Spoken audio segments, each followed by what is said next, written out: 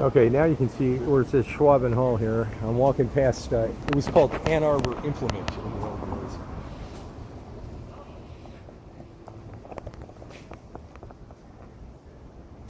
They used to sell feed right here. That's why it smells like horse. Not horse manure, but horse feed. All right, here's the corner of Liberty and whatever this other street is called. South Ashley.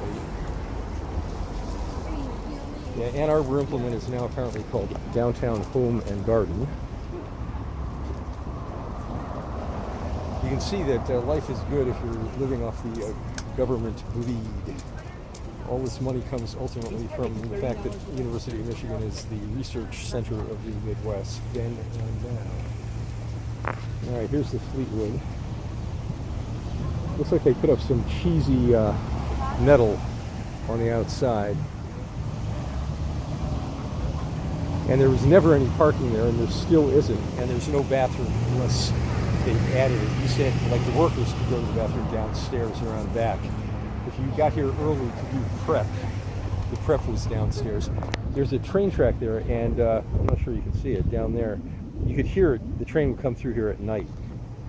You could hear it all over town. The Chrysler had an assembly plant down there, and also Argus Camera was down here. This goes way back, 50 years, before my time. Argus Camera was before my time.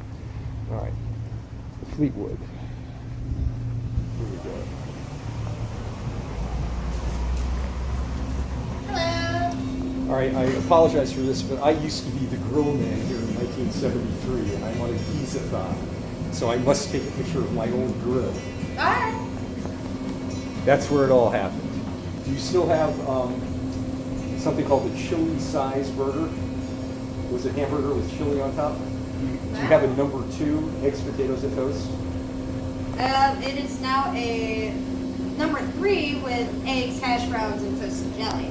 Oh, I'm glad. But the chili size was, yep, this hasn't changed at all.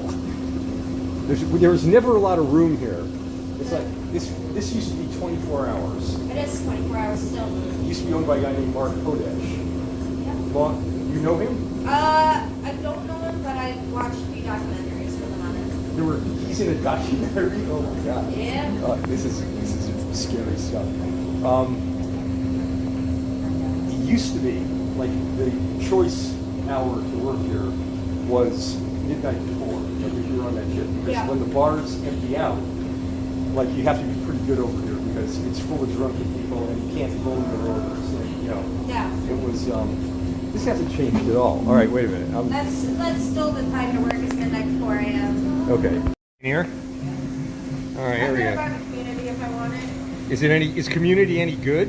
I don't know. I know that, like, the students were allowed to do pretty much whatever they wanted in classes. So. Yes, it was the alternative school. It had just started when I was here. That's all.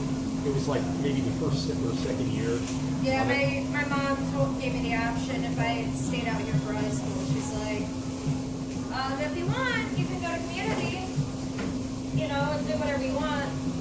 Yeah. And then I've realized over the past few years since graduating that a good chunk of my friends Are still lost. are still lost, pregnant, with kids, without, you know, in jail. Right. You know, they did whatever they wanted, and me, I was the sheltered teenager, never got to do it. So.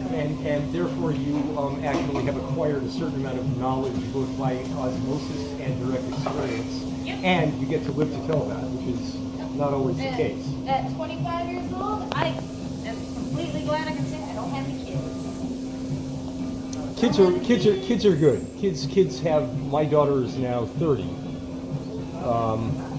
So that would make your mom roughly my vintage, maybe a few years younger. 45? No, I'm older. Now about this Fleetwood T-shirt, what is the? How much is that little item setting back? $15.90 plus tax. Is it cotton?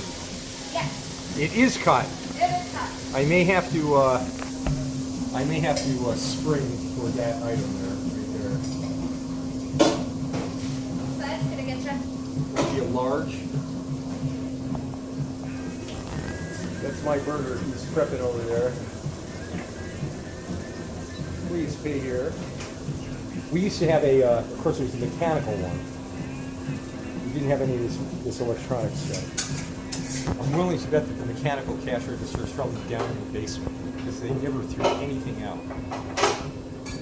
See, when you work here, the first thing you have to do is you start doing prep and dishwashing. And then, like, if you could really lean on people, then they might let you cook when nobody was here. And then if you didn't, bone the orders too bad, they might let you, like, move up. God, they're playing all this 70s music. All right, I'll put this on pause.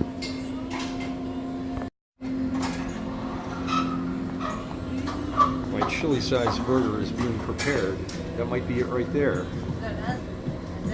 It's not actually a chili-sized burger. It's just a burger with chili. Yeah, afraid so. No. I don't ever apologize to a customer. That's the second rule. I didn't. The customer is always wrong in this place. If you don't like it, get the hell out. I don't know. I've worked way too much retail for me to sit there. I was worried that you might have forgotten about that part. No, That's seriously. That's exactly how we feel. Yeah, well, again, culture is durable. Yeah. Well, see, that's why he gets the big bucks, because he understands that at 3 in the morning when the guy doesn't like his order, it's not his fault. It's No. At 3 in the morning, the customer is always right. at 3 in the morning. But 3 p.m. to 11 p.m., the customer is always right. Well, thank you very much. I feel really empowered. There's some wiggle room on that one, too. Yeah. Huh?